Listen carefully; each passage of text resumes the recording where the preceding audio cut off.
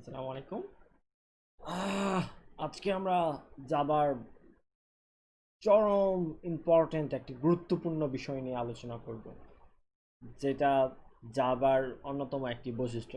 Java হচ্ছে object oriented programming language. সেই অবজেক্টটা আসলে জাভায় কিভাবে কাজ করে সেটা নিয়ে আজকে আলোচনা করব। তো অবজেক্টে যাওয়ার আগে আমাদের ক্লাসে যেতে হবে। আমরা যদি প্রথমে কনসেপ্টটা ক্লিয়ার করি, তারপরে আমরা প্রোগ্রামিংয়ে চলে যাব। ওকে, তাহলে আজকে আমাদের মূল উদ্দেশ্য হচ্ছে জাভার ক্লাস আর অবজেক্ট এই জিনিসটা মোটামুটি বোঝার চেষ্টা করা। যদি বুঝতে পারি তাহলে এটা আমরা জাভাতে ভালোভাবে ব্যবহার করতে পারবো।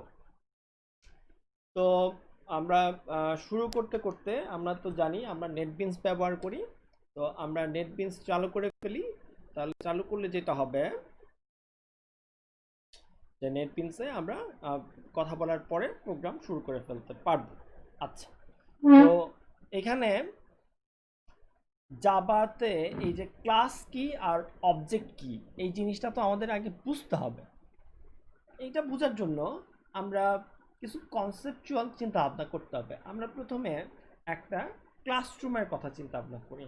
একটা ক্লাসরুমে যেটা হয় সেটা হচ্ছে এখানে 30 জন স্টুডেন্ট থাকে, ঠিক আছে? তাহলে সেটা হচ্ছে একটা ক্লাস, ঠিক আছে? কিন্তু এই 30 জন স্টুডেন্টের এই ক্লাস থেকে আমরা কি যখন বলবো একটা ক্লাসরুম, তখন কি এই সবসময় 30 জন স্টুডেন্ট একই রকম স্টুডেন্ট থাকবে, নাকি একটা ক্লাসরুমের নির্দিষ্ট কিছু প্যাটার্ন আছে? যেরকম একটা ক্লাসরুমে টিচার থাকবে, স্টুডেন্ট থাকবে, এখানে কিছু পড়ানোর বিষয়পত্র থাকবে। হ্যাঁ, তো আমরা যখন বলবো একটা ক্লাস, তো এই ক্লাসটা অনেক রকম ক্লাস হতে পারে, ঠিক আছে? এটা ম্যাথের ক্লাস হতে পারে, এটা ইংলিশের ক্লাস হতে পারে, ডিফারেন্ট টাইপের ক্লাস হতে পারে। কিন্তু সব কিছু ক্লাসের মধ্যে কিছু কমন জিনিস থাকবে। ভিতরে স্টুডেন্ট থাকবে, একজন টিচার থাকবে। বিষয়টা হচ্ছে এরকম, মানে আমরা যখন কমনভাবে বলবো তখন এটা একটা একটা ক্লাস। কিন্তু এই ক্লাসগুলো আবার ডিফারেন্ট ডিফারেন্ট হতে পারে। আচ্ছা, যাই হোক, আমরা আরো ভালো একটা এক্সাম্পলে চলে আসি। সেটা হচ্ছে জাভাতে যখন আমরা ক্লাস বলবো, তখন সেটা হচ্ছে একটা ব্লু প্রিন্টের মতো, ঠিক আছে? তো ব্লু প্রিন্টটা কীরকম? ব্লু প্রিন্ট হচ্ছে একটা ডায়াগ্রাম। যেরকম আমরা বিল্ডিং ডিজাইন করার সময় প্রথমে একটা ইঞ্জিনিয়ার স্কেচ করে, এত ফিট বা এত ফিট, দরজা জানালা এতগুলো হবে, এই ফ্লোরে 3টা দরজা হবে, 2টা জানালা হবে, হ্যাঁ, ছাদের হাইট এতটুকু হবে। সব কিছু কিন্তু ডিজাইনে যা থাকে আর সম্পূর্ণ বিল্ডিংয়ে যা থাকে সেম জিনিস থাকে। কিন্তু সমস্যা হচ্ছে যে ডিজাইনটা আমার হাতে আছে, সেই ডিজাইনের ভিতরে কিন্তু আমি ঘুমাইতে পারবো না।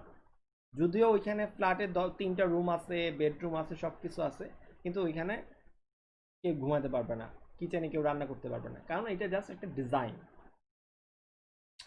অন্যদিকে আমরা যখন এই ডিজাইন ফলো করে একটা বিল্ডিং তৈরি করি, সেই বিল্ডিংয়ের মধ্যে কিন্তু সবাই থাকতে পারে, ঠিক আছে? ওটা ইউজ করা যায়। একই আবার এই ডিজাইনটা যদি আমার হাতে থাকে, আমি কিন্তু একই ডিজাইনের অনেকগুলা বিল্ডিং তৈরি করতে পারবো, ঠিক না? আচ্ছা, তাহলে এই যে আমরা বলছি যে ব্লুপ্রিন্ট, এটা হচ্ছে একটা ক্লাসের মতো। এই ব্লুপ্রিন্ট হচ্ছে কাগজের, এবং যেটা আবার ব্যবহার করা যায় না। কিন্তু মেইন যে বিল্ডিংটা আছে, সেই বিল্ডিংটা তৈরি করতে গেলে কিন্তু আমার ব্লুপ্রিন্টটা দরকার। ব্লুপ্রিন্ট যদি আমার হাতে থাকে, তাহলে এরকম আমি 10টা বিল্ডিং তৈরি করতে পারবো। এই হচ্ছে ক্লাস থেকে অবজেক্টের যে রিলেশন, সেটা 10টা যে বিল্ডিং আমি তৈরি করছি সেগুলো হচ্ছে আমাদের অবজেক্ট। অন্যদিকে যে ব্লুপ্রিন্টটা দেখে আমরা 10টা বিল্ডিং তৈরি করছি, সেটা হচ্ছে আমাদের ক্লাস। যেই ক্লাস আমরা কখনো সরাসরি ব্যবহার করতে পারবো না, আবার এই ক্লাস ছাড়া আমরা অবজেক্ট তৈরি করতে পারবো। আবার আমরা যদি একটু উল্টো চিন্তা করি, উল্টা চিন্তা করলে হচ্ছে এরকম যে 10টা বিল্ডিং এর মধ্যে যে জিনিসগুলো কমন আছে, সেই কমনগুলো জিনিসই কিন্তু ক্লাসে থাকবে, ঠিক আছে? মানে আমি কি বুঝাতে পারছি যে বিল্ডিং ক্লাস থেকেই তো বিল্ডিং গুলা হয়েছে, তাহলে নিশ্চয়ই একই ডিজাইন থেকে যদি আমি বিল্ডিং গড়ে করে থাকি, তাহলে প্রতিটা বিল্ডিং এই 10টা জানালা আছে। হ্যাঁ, এখন এই 10টা জানালা প্রতিটা বিল্ডিং এ থাকলে আমার ক্লাসেও 10টা জানালা আছে। বিষয়গুলো এরকম আর কি। যাই হোক, আমাদের কনসেপ্টটা এখন এরকমভাবেই যদি আমরা চিন্তা করি যে একটা ব্লুপ্রিন্ট যদি আমার হাতে থাকে, সেই ব্লুপ্রিন্টটা আমি ব্যবহার করতে পারবো না, কিন্তু ব্লুপ্রিন্ট থেকে আমি অবজেক্ট তৈরি করতে পারবো, সেটা আমরা ব্যবহার করতে পারবো। এই হচ্ছে মোটামুটি ক্লাস আর অবজেক্টের বিষয়াদি। আর আমরা তো সবসময় এর আগে বলে আসছি যে মেথড বলবো যে কোনো ফাংশনকে। আর যখন আমরা মেইন ক্লাসের ভিতরে কাজ করব, তখন মেইন মেথডের ভিতরে এটাকে অবজেক্টগুলো তৈরি করব। আমরা সুবিধার্থে যেটা করব সেটা হচ্ছে একই প্যাকেজের আন্ডারে আমরা আলাদা আলাদা ক্লাস খুলে নিব এবং সেখানে ওইটার ভিতরে আমরা কাজ করব।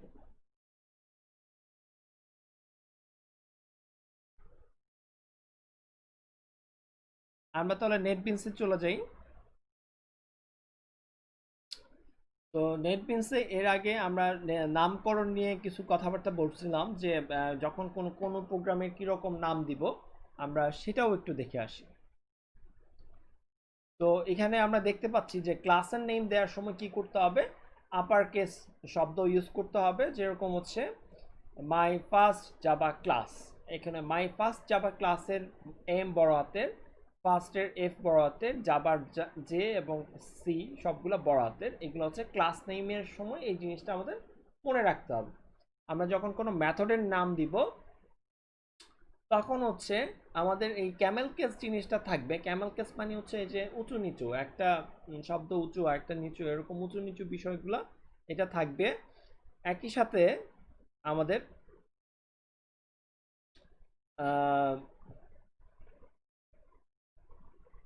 একই সাথে আমাদের প্রথম অক্ষরটা সেটা একটু খেয়াল রাখতে হবে। যেমন ক্লাসের নামের ক্ষেত্রে প্রথম অক্ষরটা বড় হাতের থাকে, আর ক্লাসের সাথে মেথডের নামের যে ডিফারেন্স সেটা হচ্ছে মেথডের প্রথম অক্ষরটা ছোট হাতের থাকে। এবং প্রোগ্রামের নামের ক্ষেত্রে আরেকটা জিনিস খেয়াল রাখতে হবে, আমরা যেই নামে প্রজেক্ট খুলবো সেই নামে মেইন যে ক্লাসটা আছে সেই মেইন ক্লাসটাই থাকবে। এবং এই মেইন ক্লাসটা অবশ্যই যে ক্লাসগুলো আমরা লিখবো ক্লাসের এক্সটেনশন হবে ডট জাভা। এই এই জিনিসগুলো কিন্তু আমাদের মনে রাখতে হবে। আমরা যখন ম্যানুয়ালি প্রোগ্রাম করব তখন এইটা কিন্তু ভুল করা যাবে না। যেমন এখানে দেখা যাচ্ছে যে মাই ফার্স্ট জাভা প্রোগ্রাম নামের যদি ক্লাস থাকে, তাহলে আমাদের যে মেইন ক্লাসটা হবে, সে মেইন ফাইলটা সেটা হবে ডট জাভা, যে my first Java program dot Java. ঠিক আছে, তা আমরা এই নামটাই কপি করে কাজ করা শুরু করি, দেখি যে আমরা কতটুকু কি করতে পারি, হ্যাঁ, প্রবলেমগুলো সলভ করতে পারি কিনা, আমরা ক্লাস অবজেক্ট ঠিক মতো বুঝি কিনা। তাহলে আমরা আবার নেটবিনসে ফিরে গেলাম। নেটবিনসে ফিরে এখন আমরা যেটা আগের প্রোগ্রামে দেখছি যে আমাদের কিভাবে প্রজেক্ট খুলতে হয়, সেটা আমরা আমরা এখন আবার প্র্যাকটিস করে ফেলি, রিপিটিশন হয়ে যাক একবার। হ্যাঁ, প্রথমে হচ্ছে এখানে যাব, যাওয়ার পরে আমাদের এখানে একটা উইন্ডো আসবে, সেখান থেকে আমরা জাভা অ্যাপ্লিকেশন সিলেক্ট করব, তারপর নেক্সটে যাব। এবং নামকরণের নিয়ম হচ্ছে প্রথম অক্ষর বড় এবং প্রতিটা শব্দের প্রথম অক্ষর বড় থাকবে। তা আমরা তো নামকরণের এখান থেকে একটু কপি পেস্ট করে নিয়ে আসছি, মাই ফার্স্ট জাভা প্রোগ্রাম, এটার সবগুলা অক্ষর বড়। ঠিক আছে, এবং আমরা চাচ্ছি যে আমাদের শুরুতেই এরকম একটা টেমপ্লেট যেন দিয়ে দেয়, সেটা হচ্ছে এখানে যে ক্রিয়েট মেইন ক্লাস, এটাতে অবশ্যই ক্লিক করা থাকতে হবে। ঠিক আছে, এবং এই জায়গায় আমাদের প্রোগ্রামগুলো সেভ করা আছে। ওকে, আমার মনে হয় যে আমরা বুঝে ফেলছি। এখন হচ্ছে আমাদের প্রোগ্রামে চলে যেতে হবে। তো এটা থেকে আমাদের চলে যাবো ফিনিশে। ফিনিশ হওয়ার সাথে সাথে নেটবিনস আমাকে যেটা করবে সেটা হচ্ছে এরকম একটা প্রজেক্ট আমার জন্য রেডি করে দিবে। তো এই হচ্ছে আমাদের প্রজেক্ট রেডি।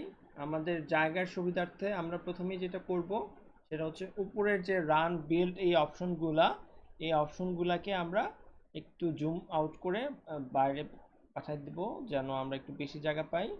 একই সাথে আমাদের যে কমেন্টগুলো থাকবে সেই কমেন্টগুলো আমরা বাদ দিয়ে দেব। ঠিক আছে, তা এই কমেন্টগুলো আমাদের হেল্পের জন্য ছিল, আমাদের আপাতত লাগবে না। তাহলে আমরা একই জায়গায় নির্দিষ্ট একটা জায়গায় আমরা অনেকগুলা প্রোগ্রাম একসাথে দেখতে পারবো এবং সহজে বুঝতে পারবো যে কোন প্রোগ্রাম কিভাবে কাজ করছে। তো আমার মনে হয় যে এই কোডগুলো সব আমরা আগে দেখেছি এবং আমাদের মনে আছে যে সবগুলা ক্লাসে একটা প্যাকেজের ভিতরে থাকে এবং সেটা এখন আমাদের খুব বেশি কাজে লাগবে। ঠিক আছে, যেমন হচ্ছে এই সাইডে এই প্যাকেজগুলা আমাদের এখন কিসের ভিতরে আছে, এই মাই ফার্স্ট জাভা প্রোগ্রামের ভিতরে। এটা হচ্ছে মাই ফার্স্ট জাভা প্রোগ্রাম, এই যে হলুদ রঙের যেটা সেটা হচ্ছে আমাদের এটা প্যাকেজ। এই প্যাকেজের ভিতরে আমাদের এটা হচ্ছে ক্লাস। ঠিক আছে, তো আমরা যেটা করব সেটা হচ্ছে আমরা তো নর্মালি এর আগের ভিডিওতে ফার্স্ট জাভার প্রোগ্রামের ভিতরে আমরা কিভাবে মেইনের ভিতরে কিভাবে আমরা নর্মালি আগে সিতে যেরকম কোড টোড করতাম, একই মেইনের সবসময় মেইনের ভিতরে কাজ করতে হতো, অথবা বাইরের ফাংশন টাংশন সব মেইনের ভিতরে কল করতে হতো। তো এখন আমরা যেটা দেখব সেটা হচ্ছে আমরা এখনো মেইন মেথডের ভিতরে কাজ করব, কিন্তু বাইরে আমাদের যদি আলাদা কোনো ক্লাসের দরকার হয় সেই ক্লাসগুলা আমাদের সুবিধার্থে আমরা যেটা করব একই প্যাকেজের ভিতরে আন্ডারে এখানে ক্লাস তৈরি করে নিব। তো আমরা একটা ইন্টারেস্টিং ক্লাস নিয়ে কাজ শুরু করব। ক্লাসের নাম হচ্ছে হিউম্যান ক্লাস। মানুষ, মানুষের যে আচার ব্যবহার সেটাকে আমরা একটা অবজেক্ট হিসেবে চিন্তা করে সব মানব জাতির জন্য একটা ক্লাস রেডি করব। ঠিক আছে, এবং এখান থেকে আমরা আসলে একদম হিউম্যান তৈরি করতে থাকবো আর কি। ঠিক আছে, তো আমরা প্যাকেজের ভিতর ঢুকে যাই। নিউ, নিউর পরে হচ্ছে জাভা ক্লাস। এটা একটু মাথায় রাখতে হবে সব সময়, আমরা সব সময় প্যাকেজে ক্লিক করব।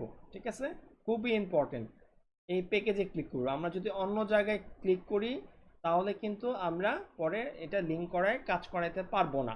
ঠিক আছে, প্যাকেজটা কি আমরা বুঝতে পারছি? এই যে হলুদ রঙের জায়গাটা আছে, মানে এই আমাদের যে প্রোগ্রাম ডট জাভা প্রোগ্রাম, এটা যেই ফোল্ডারের ভিতরে থাকে সেটাই হচ্ছে আমাদের প্যাকেজ। সেখানে আমরা রাইট ক্লিক করব, রাইট ক্লিক করে নিউ জাভা ক্লাস, এবং সেই ক্লাসের নামকরণের নিয়ম হচ্ছে প্রথম অক্ষর অবশ্যই বড় হাতের হবে। একাধিক শব্দ যদি জোড়া দেওয়া থাকে তাহলে প্রতিটা শব্দের প্রথম অক্ষর বড় হাতের হবে। আমাদের নাম হচ্ছে হিউম্যান, তো এটা একটাই শব্দ, এখানে এক্সট্রা কোনো কিছু নাই। যখনই আমরা ক্লাস রেডি করছি আমার জন্য সে কিছু টেমপ্লেট রেডি করে দিচ্ছে, এবং টেমপ্লেটটা খুব সহজ। সেটা কি, আমরা আমাদের প্রোগ্রামটা মাই ফার্স্ট জাভা প্রোগ্রাম যেই নামে আমি প্রজেক্ট খুলছি সেইটার নামে একই নামে তার একটা প্যাকেজ খুলে দিছে। সেই প্যাকেজের ভিতরেই আমরা হিউম্যান নামে পাবলিক ক্লাস একটা এখানে খুলে ফেললাম। ঠিক আছে, এখন আমাদের ক্লাসের মধ্যে কি থাকে, ক্লাসের কি বৈশিষ্ট্য সেটা নিয়ে একটু আলোচনা করতে হবে। ঠিক আছে,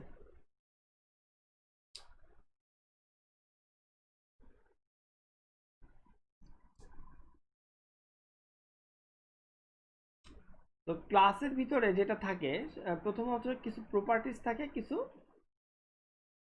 ভ্যারিয়েবল থাকে। ঠিক আছে, বিহেভিয়ার থাকে। ঠিক আছে, তো মানে আমরা যদি বাংলায় বলতে চাই কিছু নাম টাম থাকে, কিছু আর কিছু বৈশিষ্ট্য ব্যবহার থাকে। ঠিক আছে, তো প্রোগ্রামিং এর ভাষায় বলতে চাইলে কিছু ভেরিয়েবল থাকে, কিছু মেথড থাকে। তাহলে হিউম্যানের ক্ষেত্রে আমরা যেটা করতে পারি, আমাদের ইন্টিজার এইজ, সবার প্রতি মানুষ হলেই তার একটা বয়স থাকবে এবং তার একটা নাম থাকবে। তো নামের ধরনটা হচ্ছে স্ট্রিং। ঠিক আছে, এই স্ট্রিং এর ক্ষেত্রে একটা জিনিস মাথায় রাখতে হবে, আহ, আমরা যখন সিতে কোনো টাইপ ইউজ করছি তখন দেখছি যে সেটা কোনো কেস সেন্সিটিভ না, ইন্টিজার ফ্লোট ডাবল অনেক রকম ভাবে লিখছি। জাভাতে স্ট্রিং কিন্তু আসলে একটা ক্লাসের মতো কাজ করে আর কি। এটার আবার অনেকগুলো মেথড আছে ভিতরে। তো এটাকে সরাসরি আবার ডেটা টাইপ বলা যাচ্ছে না, কিন্তু ডেটা টাইপের মতোই আবার ব্যবহার করা যায়। এখানে আমাদের এসটাকে অবশ্যই অবশ্যই স্ট্রিং এর এসটাকে বড় হাতের লিখতে হবে।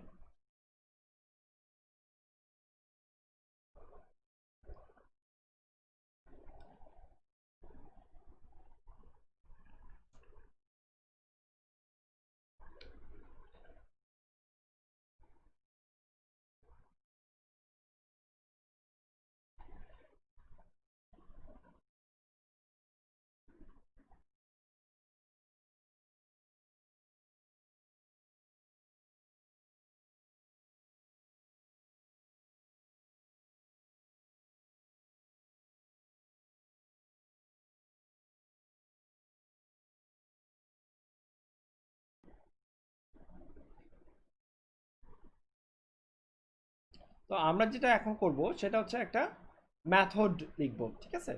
তো আমরা যে মেথডটা লিখব সেটা হচ্ছে হিউম্যানেরই একটা মেথড, হিউম্যানের একটা বিহেভিয়ার।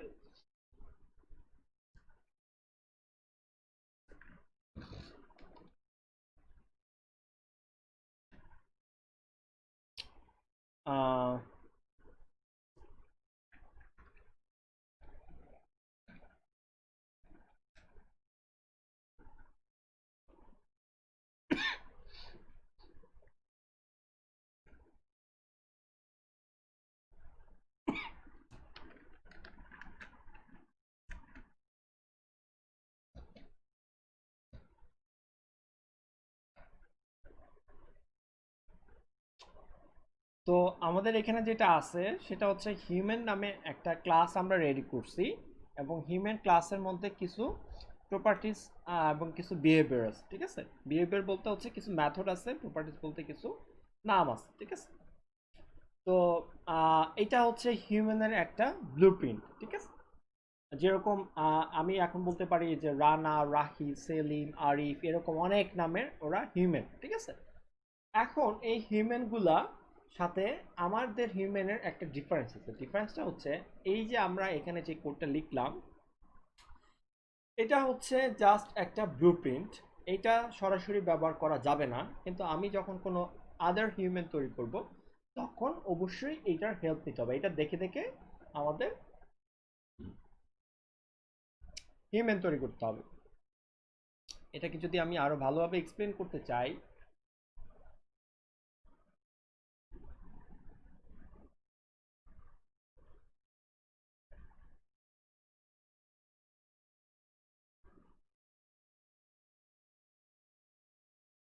ধরে আহ, এখানে আমরা কিছু আহ, এটা হচ্ছে আমাদের ক্লাস, ঠিক আছে? সো এটার ভিতরে আমরা কি কি দিলাম? এটার ভিতরে আছে এজ, আছে, নেম আছে, এবং একটা বিহেভিয়ার আছে। বিহেভিয়ারটা হচ্ছে টক, ঠিক আছে? ফার্স্ট ব্রেকেট দিয়ে রাখি, তাহলে আমরা বুঝতে পারবো এটা একটা মেথড। এখন এটা যেহেতু আমাদের, এটাকে আমরা যেহেতু বলতেছি এটা হচ্ছে আমাদের একটা ক্লাস, এখন এটা থেকে যদি আমরা কোনো অবজেক্ট তৈরি করি তাহলে এই ক্লাসের মতোই হবে, ঠিক বিল্ডিং এর ডিজাইনের মতো, ঠিক আছে? কিন্তু সমস্যা হচ্ছে যে এইটা আমরা ব্যবহার করতে পারবো না, কিন্তু অবজেক্টটা আমরা ব্যবহার করতে পারবো, এবং সেটা একই রকম হবে। একই রকম কিভাবে হবে? আমি এই ক্লাসটার অনুযায়ী আমি এখানে একটা অবজেক্ট যদি তৈরি করতে চাই, তাহলে এটা হচ্ছে আমাদের এই ক্লাসের অনুযায়ী অবজেক্ট। অবজেক্টটা বোঝানোর জন্য আমরা এরকম ফিল ছাড়া শুধু বর্ডারওয়ালা নিলাম, যেখানে এজের ভ্যালু হচ্ছে 30, নেম হচ্ছে তুহিন, আর টকের মধ্যে আমরা চাইলে এই মেথডটা ইউজ করতে পারি বা কল করতে পারি, মানে অ্যাজ এ হিউম্যান তার এই বিহেভিয়ারটাও আছে, ঠিক আছে? তো এই হচ্ছে আমাদের টেমপ্লেট, এবং এটা হচ্ছে এই টেমপ্লেট অনুযায়ী আরেকটা অবজেক্ট। এবং এখানে যদি আমি চাই যে আরেকটা অবজেক্ট তৈরি করব, সেটা হচ্ছে রানা। তো এই এই অবজেক্টের সাথে এইটা হচ্ছে আমাদের ক্লাস, এই ক্লাসের সাথে এখন এই ক্লাসের দুইটাই অবজেক্ট এবং দুইটাই স্বাধীন, এবং এইগুলোর ভ্যালু হচ্ছে ডিফারেন্ট ডিফারেন্ট। আমি আশা করছি যে তোমরা বুঝতে পারছো যে আমাদের প্রথমে একটা ক্লাস তৈরি করতে হবে, এবং সেই ক্লাসের থেকে আমরা আলাদা আলাদা অবজেক্ট তৈরি করতে পারবো।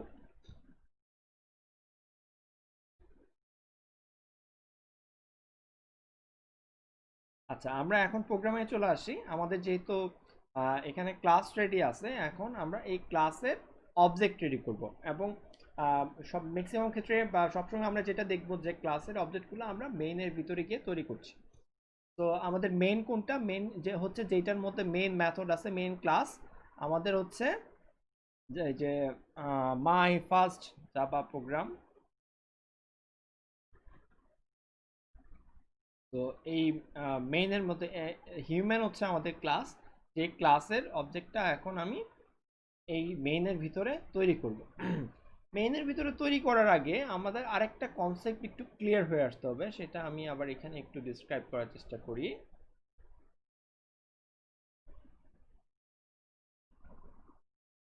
যেমন আমরা যেটা করি যে কোনো ভ্যারিয়েবল ডিক্লেয়ার করার সময় ইন্টিজার এ সমান সমান 5, ঠিক আছে, এটা লেখার চেষ্টা করি। এখন কথা হচ্ছে যে আমি কেন এখানে ইন্টিজার লিখলাম, আর আমি একটু একটু আমি কেন এখানে ইন্টিজার লিখলাম আর এখানেই কেন 5, ঠিক আছে? তাহলে এখানে 5.5 হলে কি আমি এখানে ইন্টিজার লিখতাম? কখনোই না, ঠিক আছে? তাহলে এই 5 এর সাথে এই ইন্টিজারের একটা রিলেশন আছে, এবং এটা হচ্ছে আমরা আমরা ডেটা টাইপ ভেরিয়েবলের যে কনসেপ্ট জানি সেটা হচ্ছে আমরা যখন কোনো ভেরিয়েবল ডিক্লেয়ার করি তখন মেমোরিতে একটা জায়গা তৈরি হয়, এবং এই জায়গাটা খুঁজে বের করার জন্য একটা আইডেন্টিফায়ার ইউজ করি বা একটা রেফারেন্স ইউজ করি। এখানে অবজেক্টের আমরা যখন অবজেক্ট তৈরি করবো অবজেক্টের রেফারেন্স হিসেবে একটা নাম দিতে হবে যেন এটা আমরা খুঁজে টুজে বের করতে পারি বা চিনতে পারি, ঠিক আছে? তাহলে আমরা যেটা বুঝতে পারছি যে এই পাশে যদি আমাদের 5 হয় তাহলে এই পাশে আমাদের ইন্টিজার লিখতে হবে, অর্থাৎ আমরা যেখানে রাখবো সেখানে কি জিনিস রাখছি সেটার উপর ডিপেন্ড করে আমি সেই নামকরণটা করব বা, ঠিক আছে, এখানে যদি 5.5 হয় এখানে ফ্লোট হবে। ঠিক একই রকম ভাবে আমরা যখন কোনো অবজেক্ট তৈরি করে কোনো জায়গায় রাখার চেষ্টা করব এবং এটা নাম দেওয়ার চেষ্টা করব তখন অবজেক্টটা আসলে কি ধরনের অবজেক্ট সেই টাইপেরই একটা টাইপের মধ্যে, ডেটা টাইপ যদি আমি এই ক্ষেত্রে বলি, সেই টাইপের মধ্যে আমাদেরকে রাখতে হবে একই ধরনের মধ্যে। আমরা যেহেতু এখন হিউম্যান তৈরি করব তাহলে হিউম্যানের মধ্যেই রাখতে হবে। 5 যেহেতু ইন্টিজার তাহলে আমরা ইন্টিজারের মধ্যে রাখছি, ঠিক আছে? আমরা যদি প্রোগ্রামে চলে যাই আমরা হয়তো আশা করি আরো ভালো বুঝতে পারবো। তো এই হচ্ছে আমাদের মেইন প্রোগ্রাম। এখানে হচ্ছে আমরা শুধুমাত্র প্রথমে একটা অবজেক্ট তৈরি করব, ঠিক আছে? তো অবজেক্ট তৈরি করার জন্য প্রথমে যেটা করতে হয়, আমি কন্ট্রোল স্পেস এটা খুবই বেশি ব্যবহার করে করে অভ্যস্ত হয়ে গেছি। এটা ব্যবহার করলে সে আমাকে অনেক কিছু সাজেশন দেয়, ঠিক আছে? তাহলে আমি প্রথমে হিউম্যান তৈরি করতে চাচ্ছি, যে হিউম্যানের প্রথমটার নাম হচ্ছে তুহিন, ঠিক আছে? নাম দেওয়ার পরে ইকুয়াল, ইকুয়াল দেওয়ার পরে নিউ, তারপরে কন্ট্রোল স্পেস দিলে আমি যে কোন অবজেক্টের তৈরি করতে চাচ্ছি সেটা এখানে চলে আসবে, ঠিক আছে?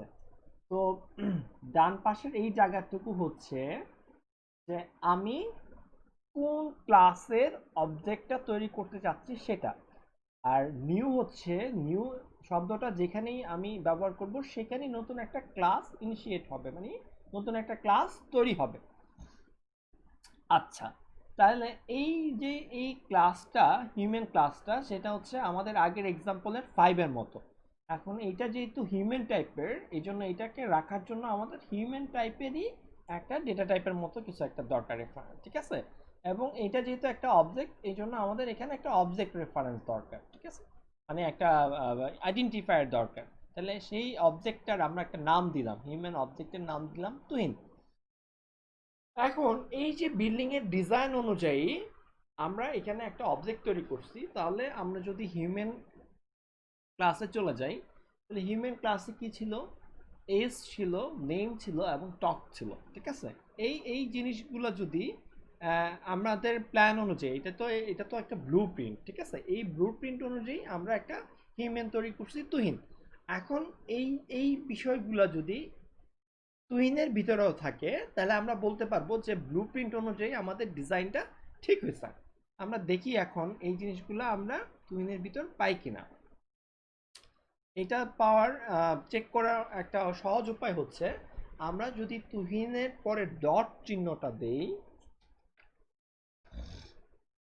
তাহলে তুহিনের ভিতরে যা যা আছে সবগুলো আমরা পেয়ে যাব।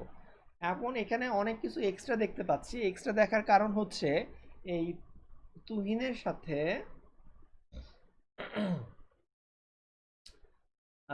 আমাদের আমরা কিছু স্পেস বাড়াই নেই সুবিধার্থে। তুই যে কোনো অবজেক্টের ভিতরে বাই ডিফল্ট আগে থেকে কিছু মেথড দেয়া থাকে যেগুলো পরে আমাদের অন্য অন্য কোনো কাজে লাগতে পারে, কিন্তু তুহিনের সাথে আমরা কয়েকটা জিনিস পাবো যেটা একটু এখানে বোল্ড করে দেখাচ্ছে, যে জিনিসগুলা আমরা নিজেরা লিখছি। যেমন হচ্ছে এজ, নেম এবং টপ। ঠিক আছে, এখন এখন এই পর্যন্ত আমরা জাস্ট কিন্তু একটা ব্লু প্রিন্ট অনুযায়ী আরেকটা অবজেক্ট তৈরি করছি, যে অবজেক্টের ভিতরে ভেরিয়েবলগুলো আছে, মেথডগুলো আছে, কিন্তু সেই ভেরিয়েবলের ভ্যালুগুলো আমরা অ্যাসাইন করি নাই। এখন যদি আমরা ভেরিয়েবলের ভ্যালু অ্যাসাইন করি, যে তুহিনের পরে ডট দিয়ে এজ সমান সমান 30, তারপরে আমরা তুহিনের পরে আবার নেম যেহেতু দিছি, একটু কন্ট্রাডিক্টরি হয়ে গেল যদিও, তারপরে আমরা নেমের ভ্যালুটা আমরা একটু অন্যরকম দিই যেন বুঝতে পারি। আমরা তুহিনের নাম দিলাম জিয়া। জিয়া, ঠিক আছে, আমার বন্ধুর নাম। ঠিক আছে, ওকে। ওকে, সো এখন আমরা যদি তুহিনের এজ এবং নেম এটাকে প্রিন্ট করতে চাই, আমরা কি প্রিন্ট করতে পারবো? এটা জাস্ট ভ্যালু অ্যাসাইন করলাম আমরা। তাহলে যেই অবজেক্টটা তৈরি হয়েছে ব্লুপ্রিন্ট অনুযায়ী, যে অবজেক্টটা মেমোরিতে আমাদের তৈরি হয়েছে, সেই মেমোরির মধ্যে আমরা এজ আর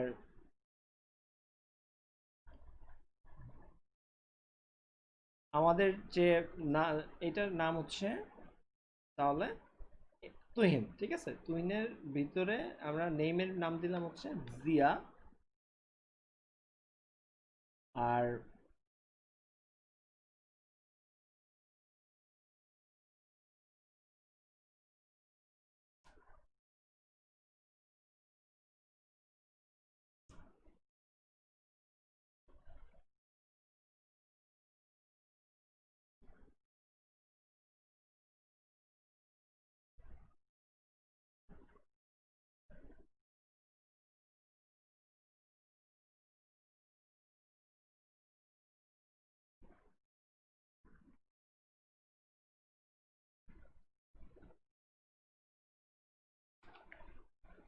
এটা হচ্ছে আমাদের একটা অবজেক্ট, এটা হচ্ছে আমাদের আরেকটা অবজেক্ট।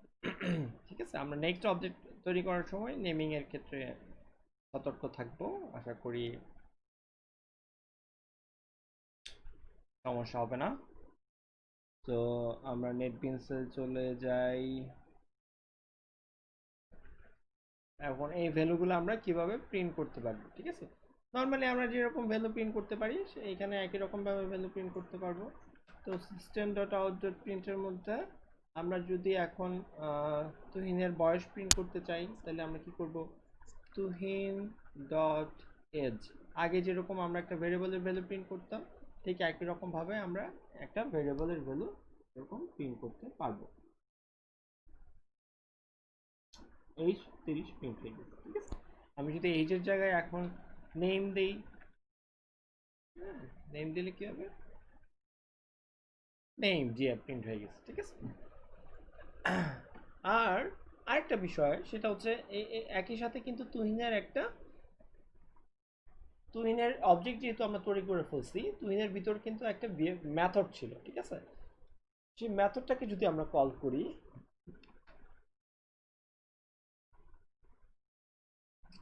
তাহলে মেথডের ভিতরে আমরা একটা প্রিন্ট জাস্ট কাজ করে কিনা সেটা বোঝার জন্য একটা প্রিন্ট দিছি। সেই প্রিন্টটা এখন কাজ করে কিনা, হিউম্যান ক্যান টক। ঠিক আছে, তাহলে এটা হচ্ছে তুহিনের ক্ষেত্রে আমরা সেটা পেলাম, যে হিউম্যান ক্যান টক। আচ্ছা, ঠিক আছে, ওকে। সো আমরা নতুন আরেকটা অবজেক্ট তৈরি করব, যেটার নাম টাম দেওয়ার ক্ষেত্রে আমরা একটু সাবধান থাকবো। আমরা নতুন হিউম্যান আরেকটা অবজেক্ট তৈরি করতে চাচ্ছি। হিউম্যান, এটার নাম দিলাম h1 ইকুয়াল, আমরা নিউ হিউম্যান তৈরি করলাম। এখন যে h1 যে হিউম্যানটা আছে, তার নাম দিলাম আমরা, এটা যেহেতু স্ট্রিং, রানা।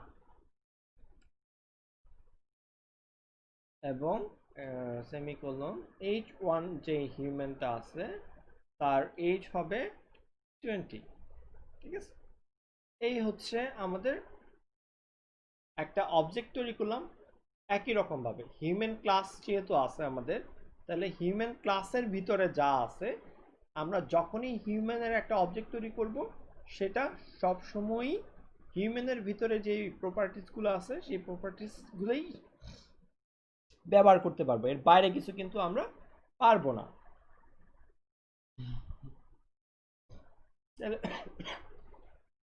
প্রিন্ট দিই, তাহলে আমরা যদি এখন h1 এর এজ দেখতে চাই, তাহলে h1 ডট এজ, তাহলে আমরা h1 এর ডট এজ পাবো। আগেরটা আমরা একটু কমেন্ট আউট করে রাখি যেন ডিস্টার্ব না করে। 20, ঠিক আছে। এখন আমি যদি চাই h1 এর ভিতরে মেথডটা ছিল কিনা, মেথডটা আছে কিনা সেটা দেখার জন্য h1 ডট টপ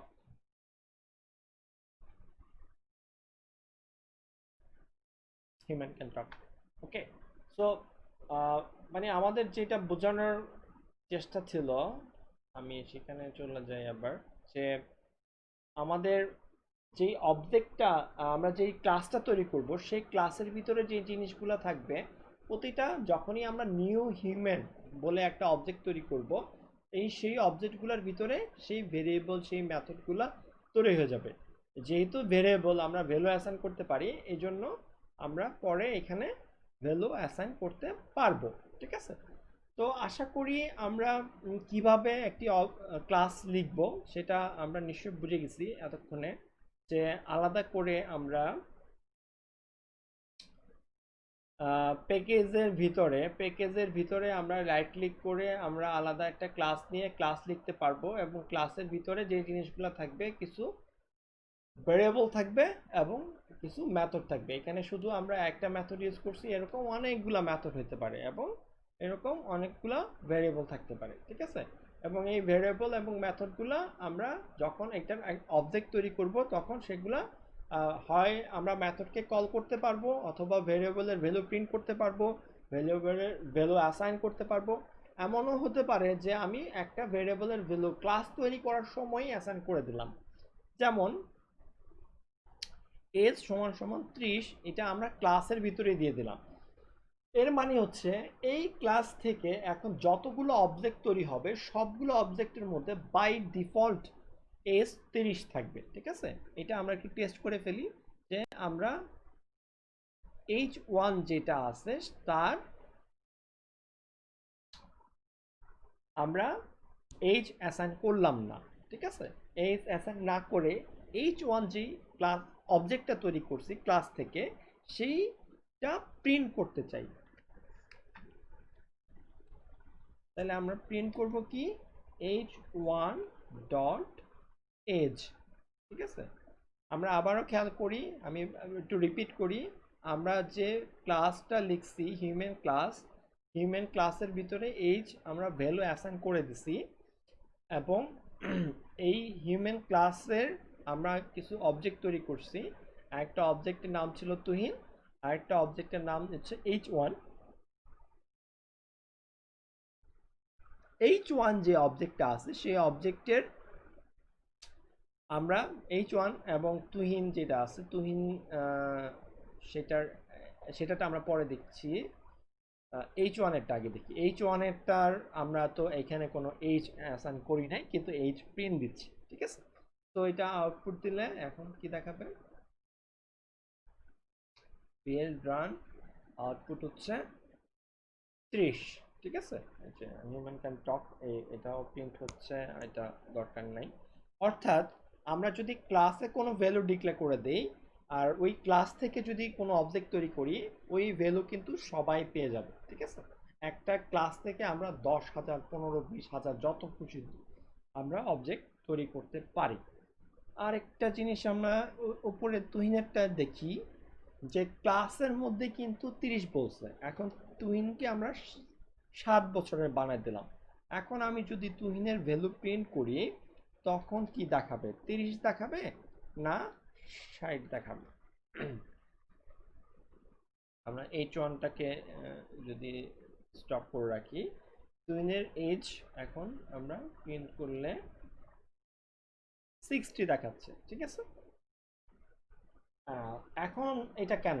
এটা হচ্ছে আমরা সি প্রোগ্রামিং এর ক্ষেত্রেও দেখছি এর ভেরিয়েবল 10, পরের লাইনে যদি এ সমান সমান 20 লিখি, প্রিন্ট দেওয়ার পরে 20ই পাবো। এর মানে হচ্ছে ভেরিয়েবল তো এমন একটা জায়গা যেখানে বারবার ভ্যালু রাখা যায়, ঠিক আছে। সো প্রথমে কেউ যদি 30 রাখে, রাখার পরে অন্য কেউ যদি আবার 60 রাখে, 60 রাখার পরে যদি কেউ প্রিন্ট দেয়, তাহলে তো 60 প্রিন্ট হবে। বিষয়টা হচ্ছে এরকম, ক্লাস থেকে সে যখন অবজেক্টটা তৈরি হয়েছে তখন সে তৈরি হওয়ার সময় 30 নিয়ে তৈরি হয়েছে। আর এখন কি হয়েছে, এখন আবার 60 আমি নতুন করে এখানে রাইট করছি, তাহলে অ্যাট দ্য এন্ড কি হবে, 30 কিন্তু ছিল, 30 নিয়ে সে অবজেক্টটা তৈরি হয়েছে, সেটা রিপ্লেস হয়ে এখন 60 হয়ে গেছে। এই হচ্ছে মোটামুটি আমাদের ক্লাস থেকে, ক্লাস কিভাবে কাজ করে, ক্লাস থেকে কিভাবে আমরা অবজেক্ট তৈরি করব, এটার একটা বেসিক আইডিয়া। আমি আশা করি যে কোথায় কিভাবে ক্লাস তৈরি করতে হয়, প্যাকেজের মধ্যে রাইট ক্লিক করে ক্লাস তৈরি করতে হয়, ক্লাসের মধ্যে ভেরিয়েবল থাকে, মেথড থাকে, এবং সেগুলা আমরা এইভাবে হচ্ছে আমরা একটা ক্লাস থেকে অবজেক্ট তৈরি করতে পারি। যেমন এখানে আমরা হিউম্যান তৈরি করছি, হিউম্যান তৈরি করার পরে আমরা যে ভেরিয়েবলগুলো ছিল সেই ভেরিয়েবলগুলোর ভ্যালু অ্যাসাইন করতে পারি, সেই যে মেথডগুলো ছিল সেই মেথডগুলো সরাসরি কল করতে পারি। তো এই হচ্ছে আমাদের মোটামুটি বেসিক ধারণা। তো আশা করি তোমরা সবাই ক্লাস অবজেক্টের কনসেপ্টটা বুঝবা, এবং এরপরে যদি কোনো সমস্যা থাকে তোমরা আমার সাথে আলোচনা করতে পারো। আজকে এই পর্যন্তই থাকুক, তাহলে তোমরা বাসায় বেশি বেশি প্র্যাকটিস করতে থাকো। বিভিন্ন বিষয় নিয়ে এরকম ক্লাস তৈরি করবা, তারপরে সেগুলোর অবজেক্ট তৈরি করবা, সেগুলো কল করবা, কল করে করে দেখবা যে প্রিন্ট হয় কিনা। একই কোড বারবার প্র্যাকটিস করতে থাকলে হ্যাঁ সহজে বুঝতে পারবা। তো আল্লাহ হাফেজ, সবাই প্রোগ্রামিং করতে থাকো, শিখতে থাকো। ধন্যবাদ সবাইকে, আবারও দেখা হবে, কথা হবে।